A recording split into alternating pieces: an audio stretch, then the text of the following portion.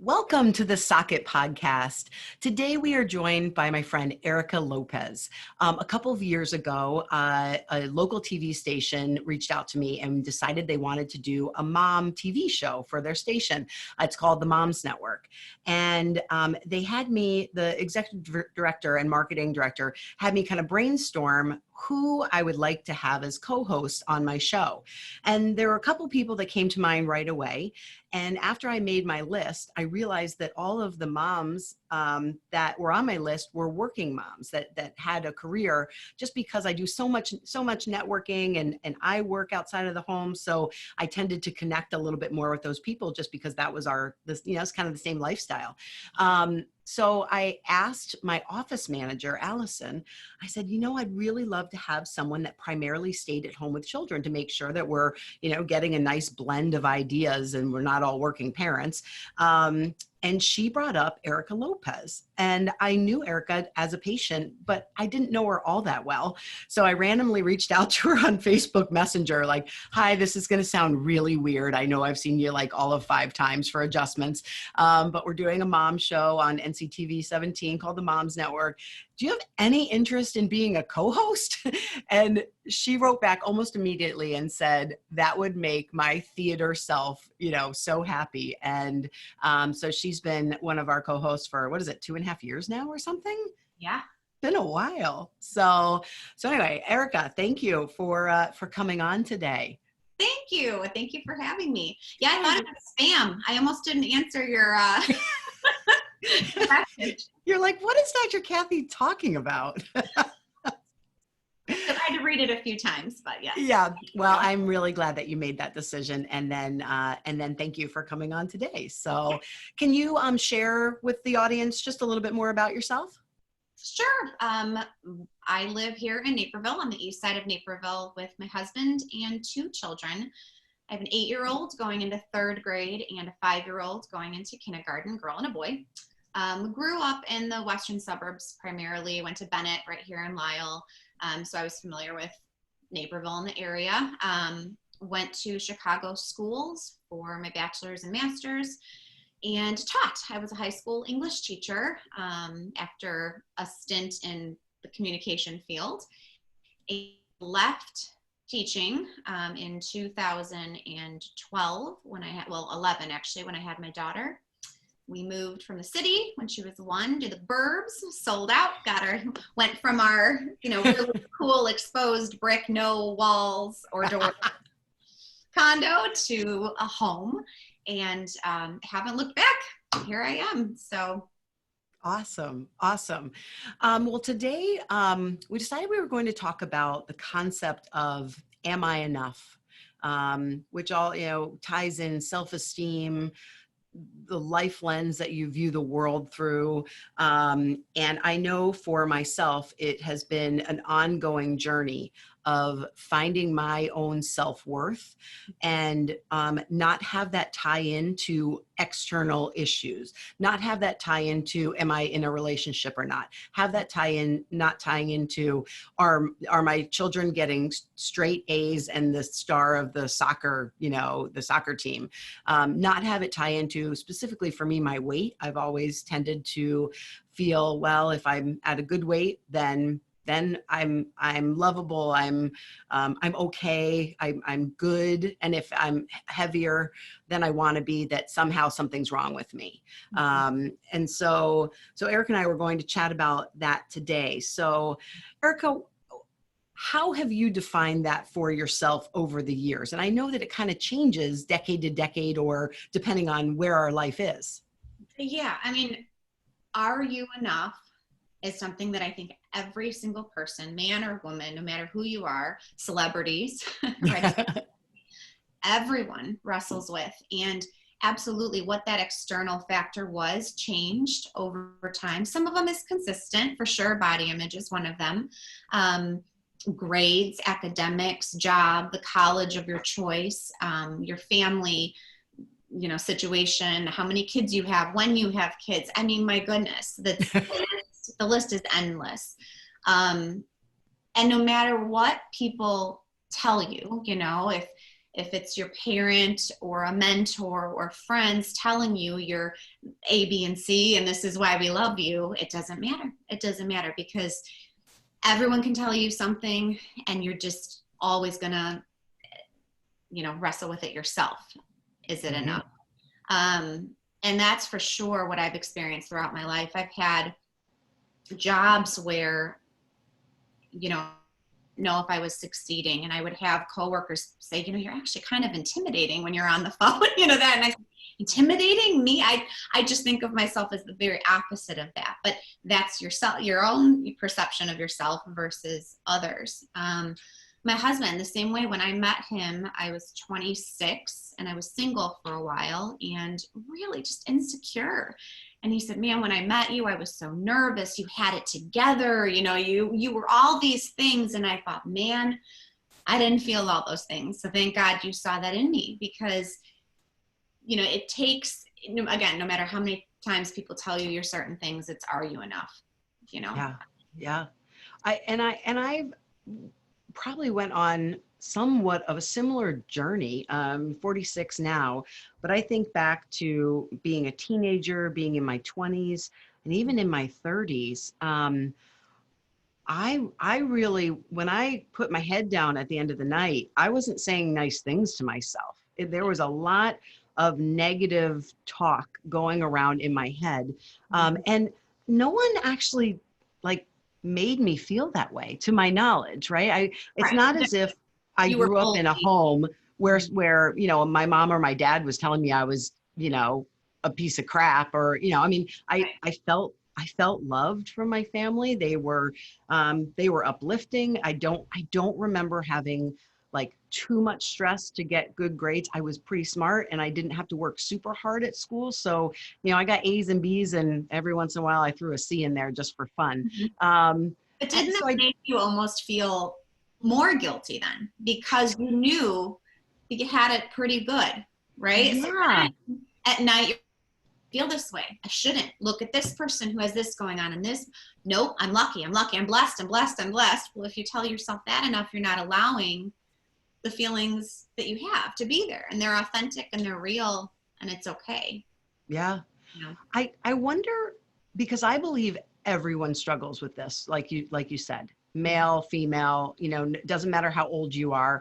It seems as if of all the women I have in my life that get to that 50-year-old age, that seems to be like the magical age of, and I'm trying to put together my clear thought on this, because anytime I listen to other podcasts or I talk with friends, it seems as if once you get to a place in your life where you can be 100% your authentic self without apologizing for it, or without being embarrassed about who you are, or without having to filter who you are for other people to try to fit into a certain mold. Once you have that piece down, and then once you have, I don't really care what other people think of me. I mean, as long as you're kind and you're a good, decent human being, right?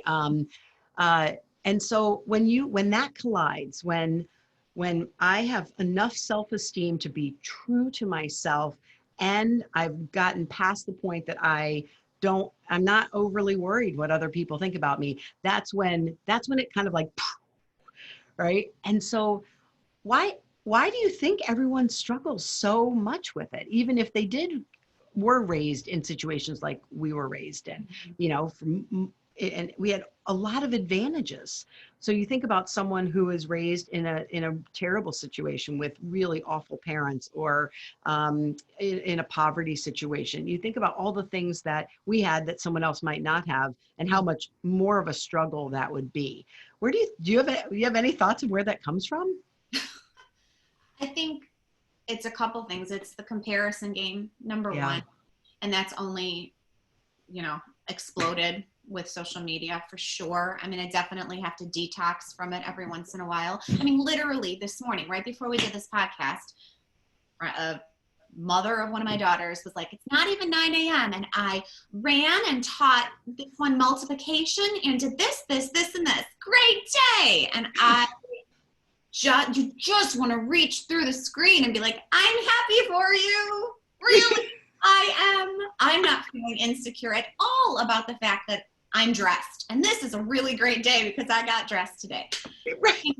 So number one, it's comparison. And number two, I once had someone tell me that just because you haven't experienced a huge trauma, right? Like a major significant death or someone leaving or a rape, or I mean, something huge, huge, Yeah. huge.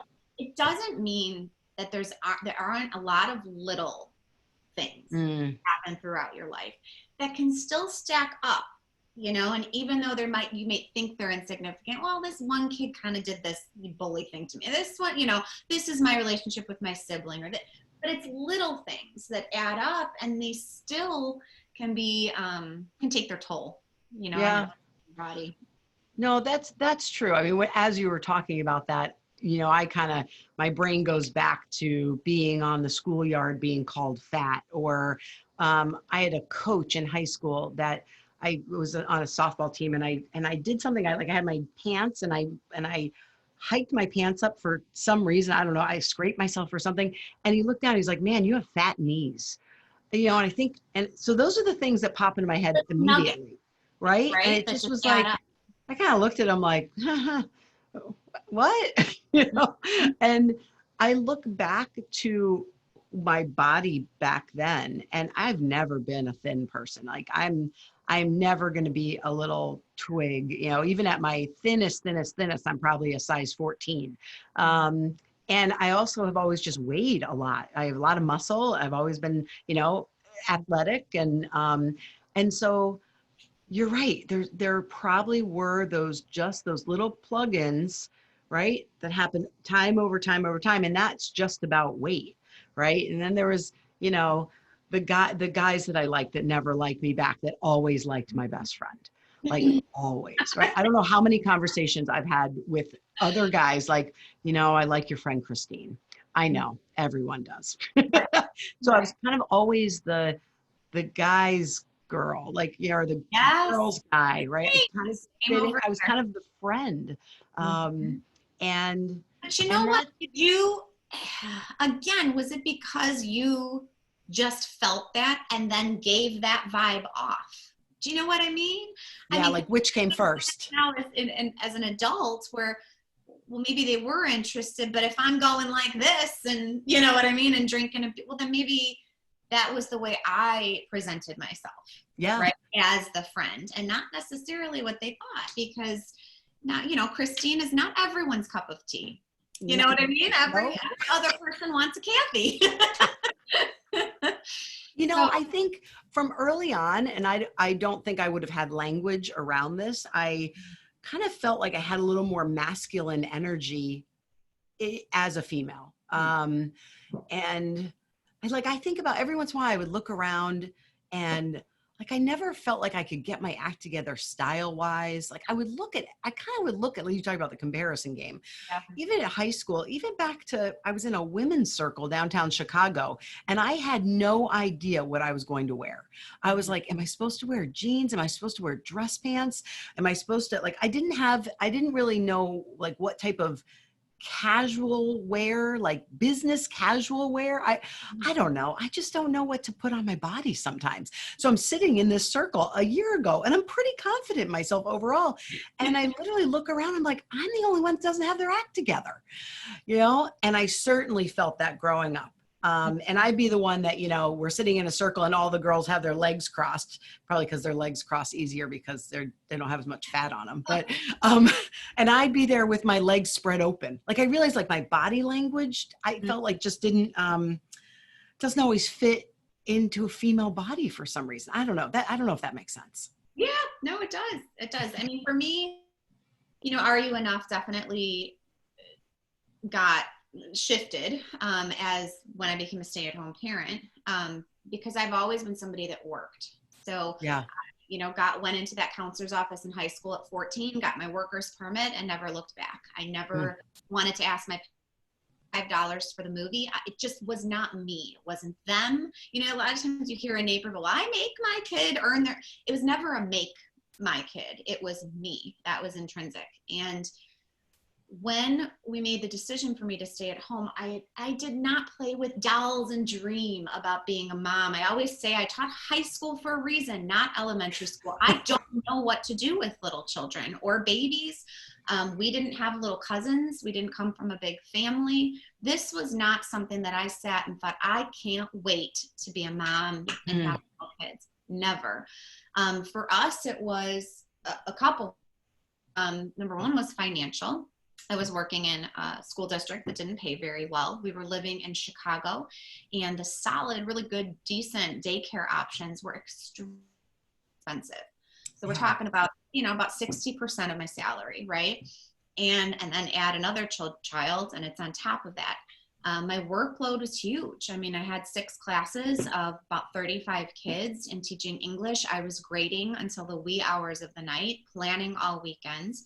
My husband at the time was just finishing up graduate school at Northwestern, which is a competitive program, and he had a lot of goals that he set for himself. And, I definitely saw that it didn't make sense for him to really stop his train, that was going full speed ahead. And it just made sense for me, to stop my train that never could be full speed ahead. As a teacher, you just chug along, and the same, you know what I mean? The years go by and it's the same thing, and you get paid this much more every year. And the trade-off of having someone else watch my kids for what I would ultimately bring home, it just didn't make sense. Didn't make sense. So there I was, not knowing what the heck I was doing in this tiny condo when he was at work all day and then grad school at night, and figured it out. I look so tired. But I'm circling back. When we got out to Naperville, the first few years of having a baby, you're in this tunnel, and then you have another one, and the tunnel continues. But I would say within the last 3 or 4 years is when I started to feel this, am I enough, right? Because when someone asks, what do you do? I fumble, and it's terrible because it should be as simple. I'm a chiropractor. That's what I am by trade. I am a teacher. I am a doctor. I am a lawyer. And for some reason, I want to say, I'm a stay-at-home mom, and I'm a Girl Scout leader, and I do this show, and I have a direct sales business, and but nobody wants to hear that. They're like, okay, all I heard was mom. See you later. It's hard. It's hard to figure out what your role is, especially when you have a lot of little roles, but none of them maybe they don't resonate. a defining, how that's so interesting. How did you, because you always described yourself probably, oh, I'm a teacher, right? I teach English. So when you made the decision to stay at home, it almost like you had to recreate your identity. Right. And then have you been met by, like, what do people give back to you when you say, oh, I stay at home with my kids? Do you get like, oh my gosh, that's so awesome? Or do you get like, oh, okay, I don't know what to talk with you about? Like, what's the feedback you get? It depends on the circle. Yeah. So when I would go to some of these Kellogg reunions, and I would be there with all these very, very professional women, I would get them and then just walk, because they had nothing that they could possibly talk to me about. I guess is what they're thinking. If I'm with, a bunch of Naperville moms, then there might be a few that are in the same boat and can relate. So it depends. It just depends. I definitely, from my friend group, because I'm pretty much the only one at home, I get a lot of, you're so lucky, must be nices, a lot of must be nices. And then I get a lot of, now that Brandon's going into kindergarten, it's like I have a clock. Like first it was the biological clock, right? Because I didn't have my kids till my 30s. And now it's, well, so now what? What are you going to do? Well, currently there's a pandemic, so let's just see if I'm going to be a teacher at home right now. Right. And what if I don't go back to something full time? I mean, people just assume you're going to just jump back into things, but yeah, there's all these assumptions. There's assumptions about what an educator looks like. You're done at 3:00. I can tell you that's not true, or it's not. What a stay-at-home mom looks like. You have all this time, and that's not true. So I just, you feel like you're constantly explaining. And I don't know if that's coming from personal insecurities. Mm-hmm. That's what I feel I have to do to make myself worthy in someone else's eyes. I don't know. Yeah. Well, and I think as you get older and you get more mature, you start to understand, like, is that a me issue or is that a them issue? Right. Like, is someone saying, oh, must be nice? Like, that really has nothing to do with the choice that you made for yourself. Mm-hmm. That's something going on inside them. Either they would prefer to stay home, or they think that you literally sit on the couch and watch TV all day long. I love when stay-at-home moms go on strike. Like, love it. I think everyone should, like, just, hey, we're taking 2 weeks off. And then everyone's like, oh my God, well, what about that? What about that? What about, well, we don't have any groceries. Well, why are the dishes in the sink? And you don't realize how much it takes to run a household. Jason and I are in partnership, and we do, I mean, he does just as much as I do, but it's still, even collectively between the two of us who do work, like, it's still a lot of work. And so when all of that falls primarily on a stay-at-home mom, I think it's one of the hardest jobs in the world. And you also are trying to figure out, who am I? What is my identity? Who, like, okay, so I'm so and so's mom, and how else do I fill myself up? Like, how do I keep Erica as a woman? And I don't mean specifically for you, I kind of anyone. How do I keep my personal identity as a woman and a human being, not just, oh, I'm so and so's mom. Right. I mean, I think I've really learned to appreciate the value that I bring. When someone says must be nice, that sort of thing, it must be nice for sure that my husband gets to literally spend 100% of his time on his career and building Yeah. his company that he started, Yep. because I can take on 100% of the household. If we were both working, he couldn't have started the company he did. He couldn't be doing what he does because he works a billion hours a week. That wouldn't happen. Yep. I bring value to the classroom when you're there as a chaperone because other parents are working. Would they love to be there? I'm sure, and some do, right? You take time off, but if someone needs something in a pinch, it's those who are able to do it for other kids, not just your own, right? Yeah. You're able to lead the troop or coach the team or whatever because you do have that time, and that's a value because it's a value to your community and your children and your friend group and your household.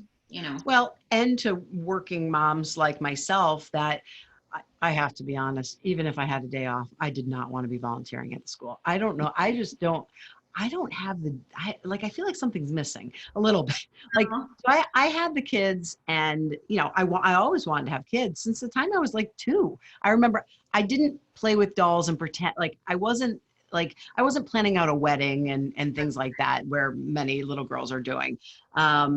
But I certainly knew I wanted to have kids.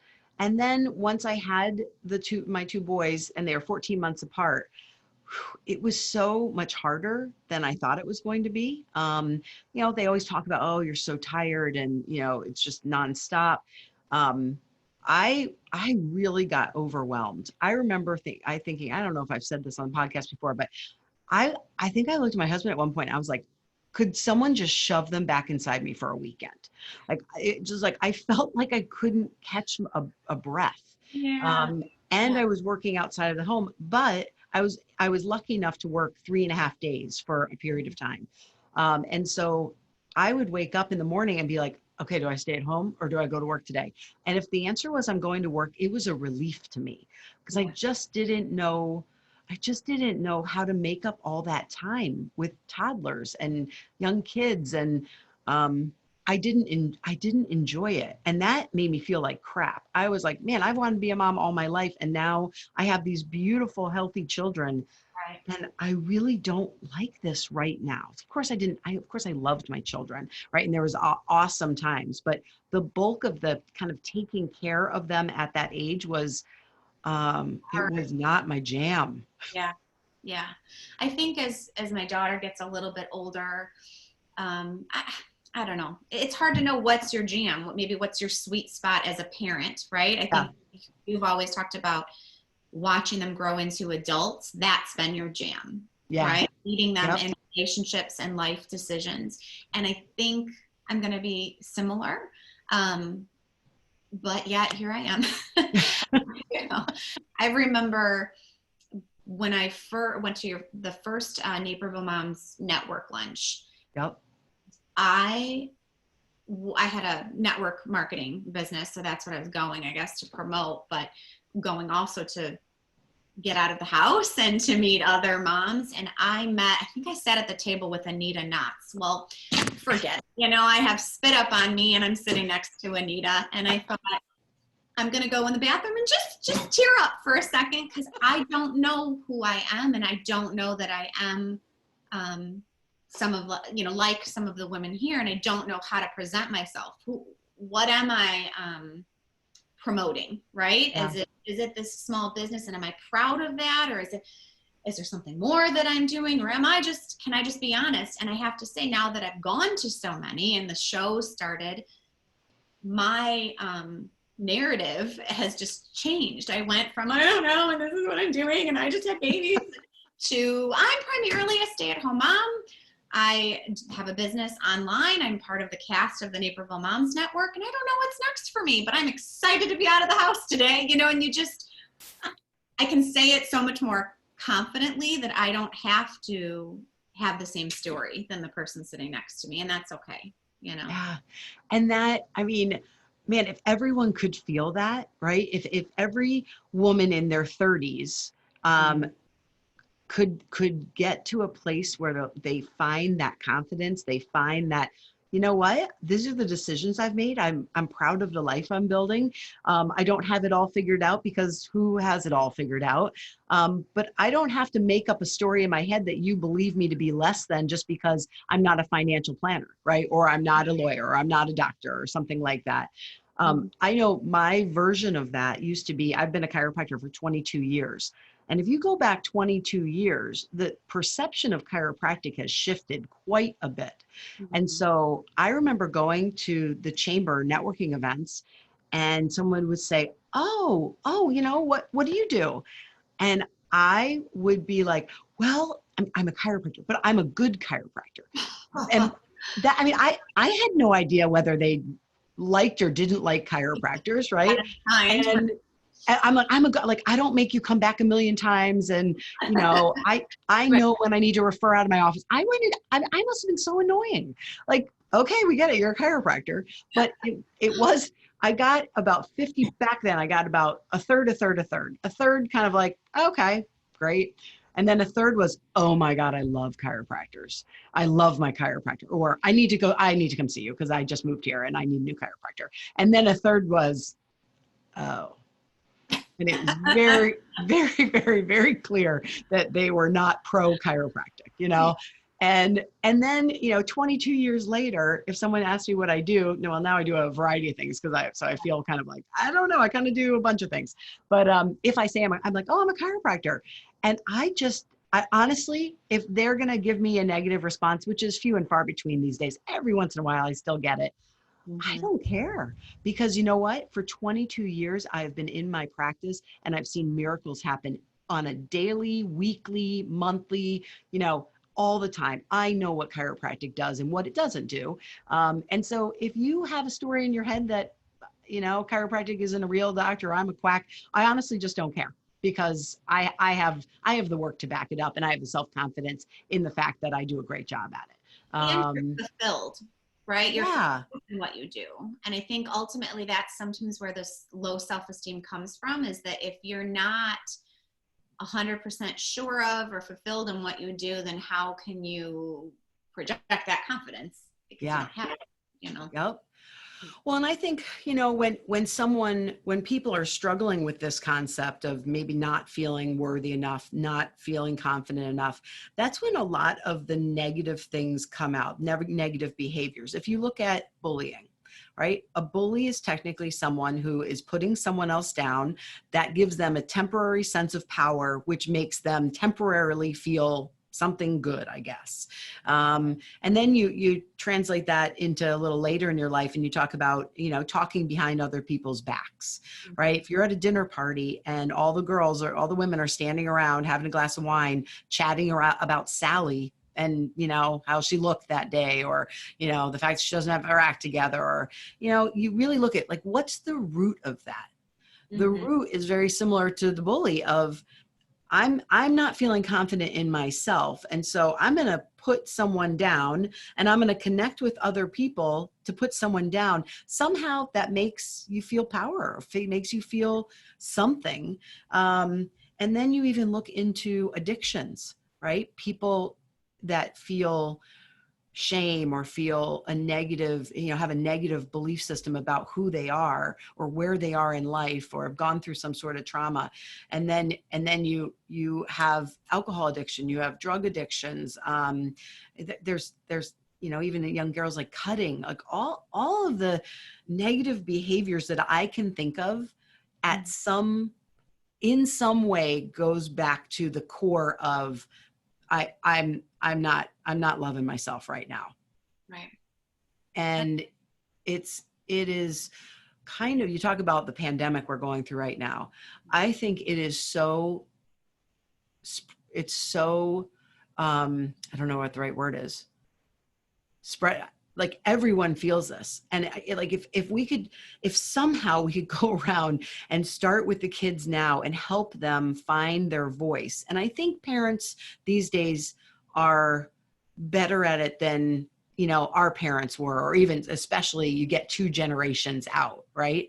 So how do you parent your children, trying to help them be okay in their uniqueness and who they are, feel a strong sense of self? How do you do that?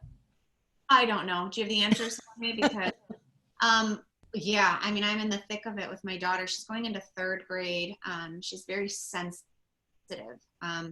very much in her head, academically, top of the class, mature, but she's always thinking and always she's definitely empathetic to everyone. So if another child is experiencing something, she's experiencing it with them. And there's already been the negative self-talk. I wish my legs were skinnier like my friends. My legs aren't skinny.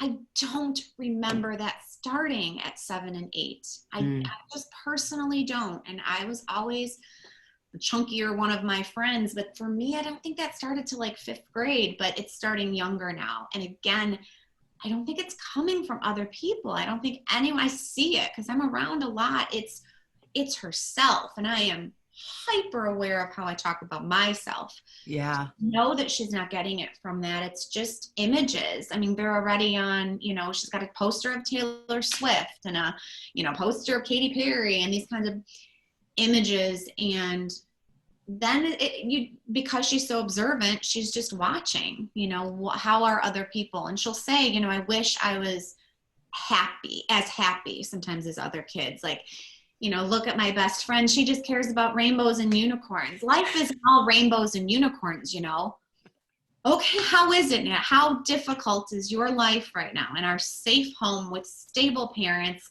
You know what I mean? It kills me. You don't want to say you should be lucky. You shouldn't feel this way. You're not allowed to feel any negative thoughts or sadness because your life is good. Well, that doesn't help anything. No. So, sometimes I think it's just up to her. I am there as her rock and as her foundation. And if she wants to cry or if she wants to yell or if she wants to whatever, she can. But it's got to be for a limited amount of time. I can't spend 2 hours with you at night because you just have so many emotions. You need to get those in check because you don't have any problems right now and life will present you with problems. For me, I just want to teach her how to deal with them when they do arise, because right now when problems arise, it's not looking good. So I need to coach her in the direction of how to, the other day she took a walk and that helped. Great. Exercise might be your outlet then. And how awesome is that to learn that at 8, if you take a run, that you blew some steam off. Amazing. Because that's better than if you don't learn that, you're going to pick up a drink, you're going to pick up Yeah. all of the self-destructive, things. Oh gosh, I went on a tangent, but it's tough raising a little girl right now. And I have two boys, so I just I have two boys that have been relatively uncomplicated to raise for the most part. I mean, we've had our little issues here and there for sure, but um, and I and I do realize how fortunate I am. We really just they get along great. They're respectful. I mean, their rooms, like sometimes there's garbage in their rooms. Like that's our big issue right now. So I know that I haven't had to deal with those emotional issues, and I feel as if they have always been just bathed in love. They've also been held accountable for their actions, right? If they're, if the expectation is X, Y, and Z, and they do X, Y, and they forget Z, all right, you got to come on back. We got to do that now. And here's, if it's something big enough, here's the consequence of that. So Right. it's been firm and loving in two ways, because I'm like, I want you to grow up to be someone who's going to be a wonderful human being and a great partner for someone else, and Right. know that not everything's just given to you, and you have to work for a good life. So I guess I really haven't had to dig in too deep to deal with the emotions of and it's not all boys and girls, right? I mean, there's plenty of Yeah. boys that Yeah. that have really deep emotions. And my Nicholas, my younger one, he's so happy. I always joke with Jason, man, if everyone could live in Nick's world, this world would be the happiest place. He really, like, doesn't need any drama. He was in a friend circle probably when he was in like 8th grade, and these girls were calling him all the time, and like over and over and over, and you could just tell there was a lot of stress in the group. And then all of a sudden, maybe 3 or 4 months later, I realized I haven't heard anything about this group. And so I said to him, I said, hey, we haven't heard from these kids for a while. You haven't talked about them. And he said, Mom, there was just so much drama, and I just kind of backed myself out of the group. And I thought, man, in 8th grade, like, Mhm. you already know this is not the space for me, and I'm going to wean myself out of it. And I thought that was pretty mature for someone to do that, but that's hard to do, I you think know? it's just that's amazing, absolutely amazing. And every kid is different. And I think I can see my son being more like that. I mean, he just gets along in life easier, right? He Mhm. can go to a playground and everyone is his friend. He can, I mean, this COVID happens and I'll wear a mask for 7 hours, no problem. I mean, just very go with the flow. And that's what's going to mean success down the line, right? Whatever that means. Yeah. Um, my daughter is as brilliant and all the amazing qualities she has. I have to roll up my sleeves and I have to really parent her. And I'm Mm. wrestling with this right now because I need to work on the discipline and I need to work on the consequences because there is the attitude starting, there is the pushback and all that. And you just got to dig deep. And instead of throwing in the towel or screaming and fighting, which a mom and a daughter can easily do, I need to take a step back and really step into my job, Mm. which I've defined is as a parent, right? So I have the time and I'm able to figure it out. So that's what I'm doing. Yeah. Figure it out day by day. Yeah. You know? Right. Well, and I go back and think about, my growing up. I I can't imagine that my parents had any idea what was going on inside my head. Right. So I think it's really good that your daughter has you to talk to and can verbalize, even if it's a lot and the rolling up the sleeves has to happen often. Mhm. It certainly is a much better presentation than her, locking herself in a room and not expressing any of it, right? 100%. And I think when you talked prior about other generations, I I think as much discipline as they had because I was the epitome of well-behaved child, right? In the Mhm. parents' eyes, and I did, and I worked, and I clearly there was a work ethic there, and I did as I was told, but I never shared anything. with my parents. They didn't know about friend issues or boy issues or body image issues. I mean, maybe down the road, but that was behind closed doors, like you said. And I think maybe our generation is making up for that. And so we're lacking on the discipline and how do you feel and talk and blah, blah, blah. I think what needs to happen is a marriage of the two is discipline that the prior generation had, along with the communication and the importance of mental health and conversation and coping mechanisms together. And that's, I think, the magic sauce. So if anyone out there's figured it out, let me know. At Positively Erica on Instagram. I don't know. Well, and I certainly see, you know, raising teenagers and seeing how some other teenagers are parented.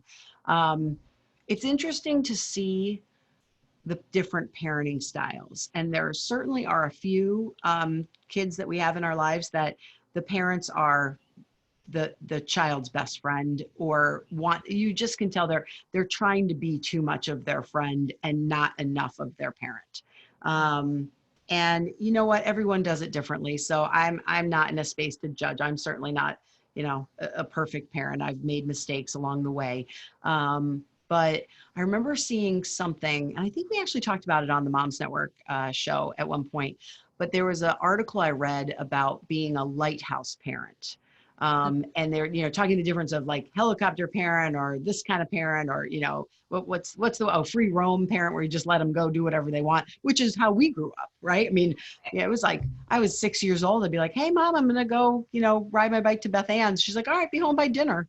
And they didn't know where we were. We were like traipsing around the woods and crawling under the roadways, you know, in the big, you know, cement. So, I mean, oh my goodness, the things we were doing at such a young age.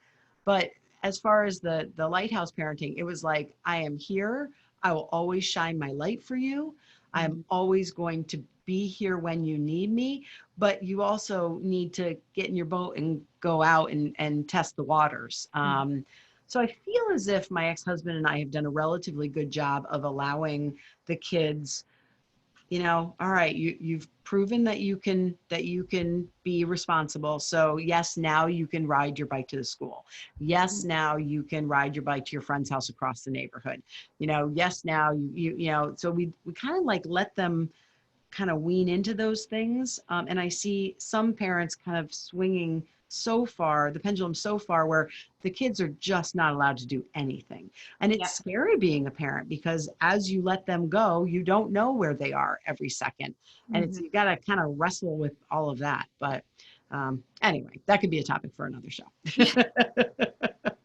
So what do you think is the number one thing you do for yourself to keep yourself in check, to make sure that your self-confidence, your self-esteem, your am I enough is filled up? Reflection. I don't want to say the word meditation because I don't do it the right way.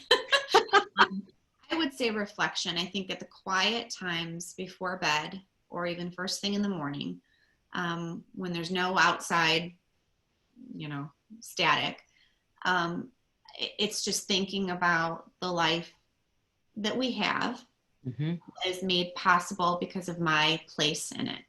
Yep. And I have to appreciate that, acknowledge it, and know that it's enough for the time that I'm in and the place that I'm in right now. I think that's great. Yeah. I don't know that there's a wrong way to meditate, just so you know. I think I think if you can find that time to have that quiet time, because there's so much noise in life these days, whether it's your phone or the TV or just, you know, kids. So to find space in your life to be thoughtful and intentional and have that time to really give your life some thought like that, I think that's sounds like your perfect way of meditation. So well, Erica, thank you so much for coming on today. I knew that with all the conversations that I've been having with people, you know, they're all friends of mine, which I'm so fortunate to have this whole pocket of friendship, that of people I can really depend on and lean on, and have these great conversations with that mean something.